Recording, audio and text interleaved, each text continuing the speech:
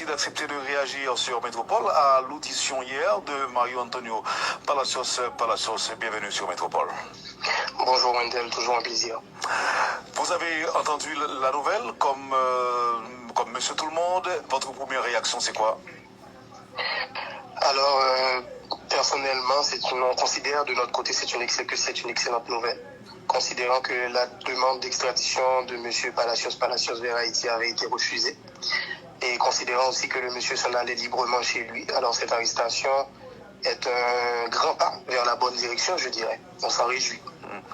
Qu'est-ce que vous espérez alors? Bonsoir messieurs, bonsoir et Jovenel Moïse. Bonsoir. Oui, qu'est-ce que vous espérez alors de cette arrestation et de cette première audition? Écoute, premièrement, on veut avoir accès à l'information.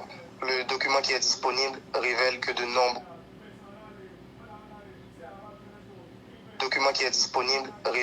nombreuses informations sont entre les mains des autorités américaines. On parle de documents électroniques, des photos, etc.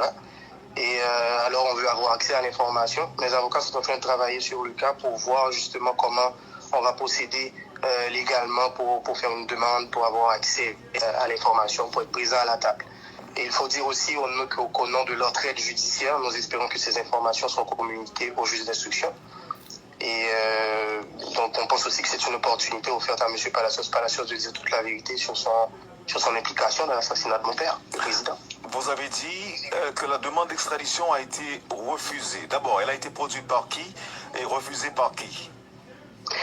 La demande d'extradition du gouvernement haïtien auprès du gouvernement jamaïcain pour extrader M. Palacios en Haïti,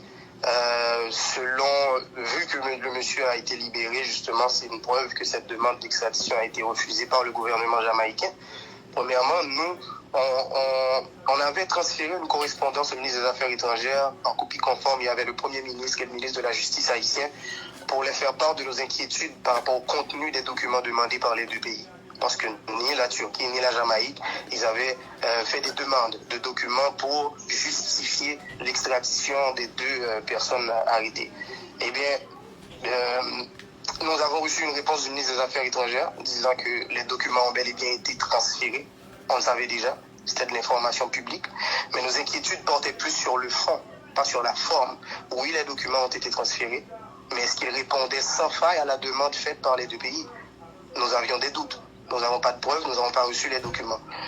Mais la libération de M. Palacios est venue nous confirmer nos inquiétudes.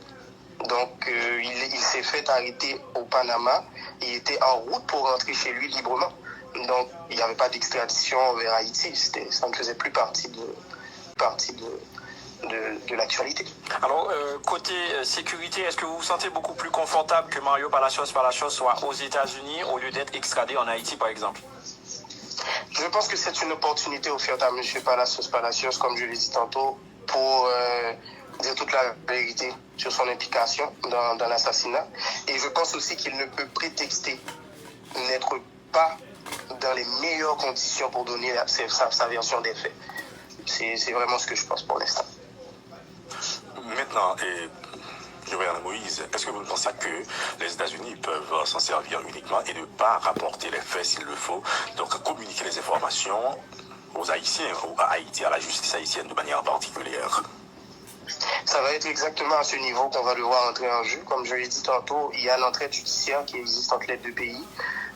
On va s'assurer avec mon équipe d'avocats qu'on trouve la bonne formule pour pouvoir légalement faire une demande d'accès à l'information et aussi favoriser l'entraide judiciaire pour que les deux juges puissent se communiquer sur le dossier pour que l'enquête puisse avancer aussi en Haïti. Donc, on est là-dessus. On est vraiment là-dessus. Et comme je vous l'ai dit, c'est une opportunité en or qui nous est offerte dans cette quête de justice. Jusque-là, dites-nous jusqu'où vous vous êtes impliqué, la famille présidentielle évidemment, jusqu'où vous vous êtes impliqué dans les démarches? En fait, comme vous l'avez vu, c'est de l'information publique. Moi, personnellement, avec mon conseil d'avocat, je suis impliqué jusqu'au cou.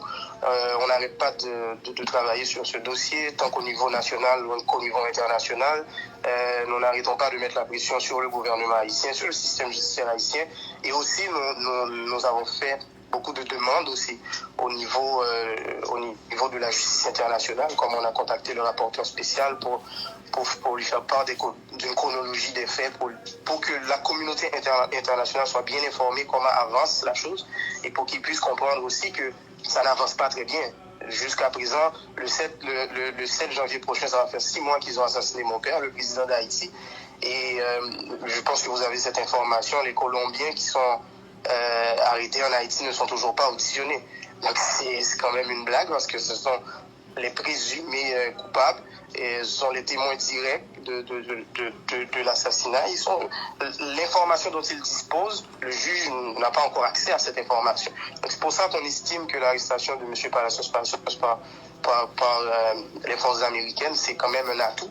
Mais il va justement falloir trouver la bonne formule pour pouvoir bénéficier de cette arrestation. Alors, on veut croire quand même que l'enquête avance parce que selon les dernières informations, le juge instructeur Gary Aurélien a quand même relâché 4 policiers qui étaient pratiquement impliqués apparemment au niveau de cet assassinat. Mais bon, voilà, ils ont été relâchés.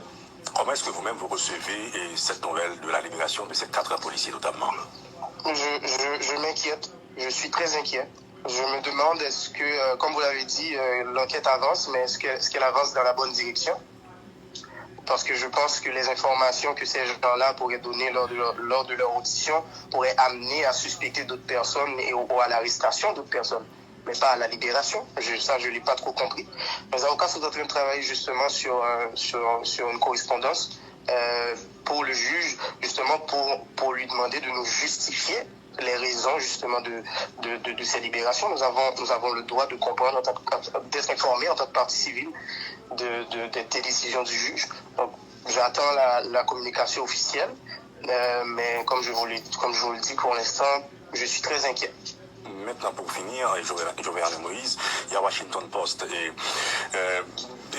plusieurs médias américains, s'il le faut, ont fait sortir des articles citant des noms, s'il le faut, des noms haïtiens, s'il le faut aussi, dans le cadre de l'assassinat de votre père, feu le président et Jovenel Moïse.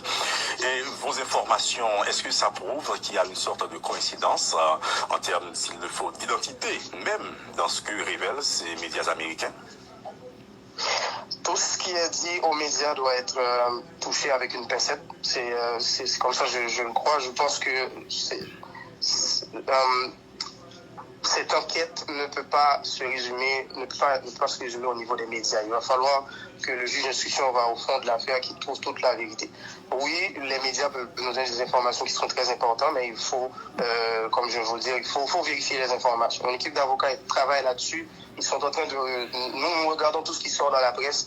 Nous avons aussi une conversation, on va dire, privilégiée en tant que partie civile avec le juge d'instruction. On a le droit de lui demander des éclaircissements sur certaines décisions. C'est ce que nous avons fait, c'est ce que nous allons continuer à faire.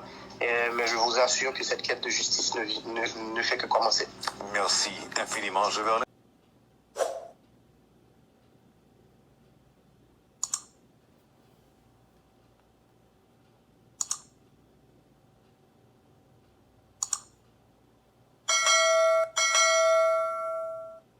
Peut-être qu'il a coûté très cher, vous comprenez?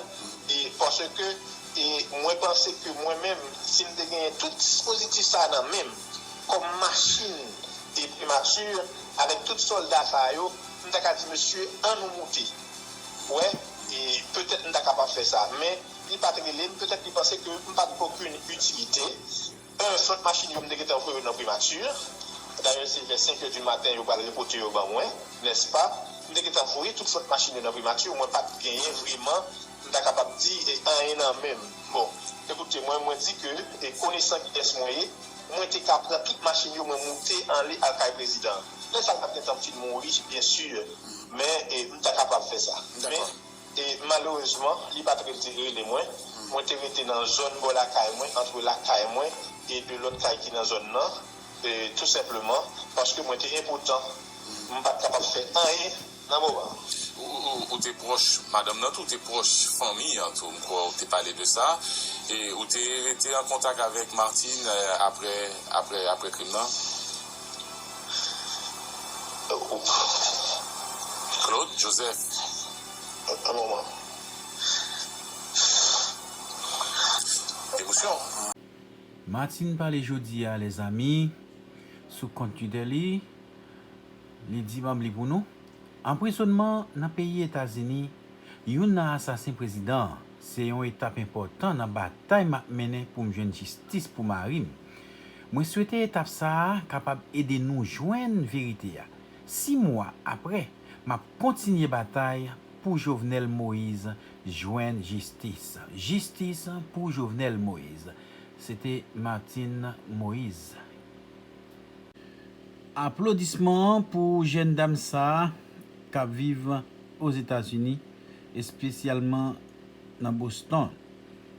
Donc gros exploit pour la communauté haïtienne non? 3 janvier 2022, une date historique pour la communauté haïtienne dans la ville Boston, Massachusetts. Prestation serment, premier conseiller municipal élu, américaine d'origine haïtienne, Rodi Lujeune, est prêté serment devant City Hall. Rodi Lujeune, first Haitian American City Councilor. Rodi Lujeune, premier conseiller municipal haïtien-américain. Une cérémonie qui était déroulée de Yomeria à cause du nombre de monde qui est infecté. La maladie coronavirus là a monté dans la ville Boston. Premier conseiller municipal élu haïtien-américain, Rodi Lujeune, dédié à la voix de l'Amérique. Comment les sentir après prestation serment? C'est un gros moment pour la communauté haïtienne, c'est un gros moment pour famille, pour parents qui sont à Haïti, ils viennent là, ils travaillent dur, ils sacrifient un peu pour moi-même et puis 3 c'est moi. Donc pour papa me faire là hier soir pour ça là pour yo ouais réussite ça, il fait vraiment content, fier d'être haïtienne. Cérémonie investiture là a été déroulée en présence magistrat ville Boston Michel Roux avec plusieurs autorités dans l'État Massachusetts là. Défi au bral en pile pour conseil municipal élu. Dans une interview exclusive à la Voix de l'Amérique, conseil municipal Boston Rodi Lujeune était dévoilé qui c'est la priorité pendant sa premier jour. Eh bien, bagay de travail sur c'est problème caille.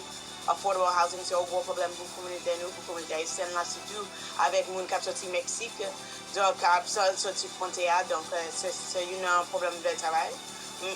De travail sur le problème que nous gagnons comme communauté haïtienne, problème ressources, problème comme ça, problème immigration même c'est pas moi-même comme conseiller à large dans la de Boston qui travaille sur le problème immigration yo, qui travaille avec Elizabeth Warren sénateur pour qui est de travail avec Ayanna Pressley Ed Markey tout le monde pour créer une ville qui côté peuple haïtien l'autre immigrant qui a réussi. N'a fait connaître pendant le déroulement cérémonial, il y a un groupe manifestant de débarquer, Vinvoyer, Toya, sous magistrat ville Boston, Michel Roux, à cause des décisions qu'il prend, qu'à partir du 15 janvier 2022, pour rentrer quelque côté dans Boston, on a besoin d'entrer 4 vaccinations.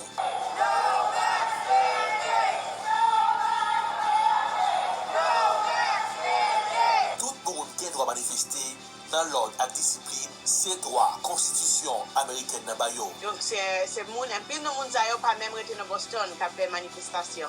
Donc il y a droit, nous avons une constitution qui a droit pour faire manifestation. Mais si vous voulez manifester, il y a qu'à faire.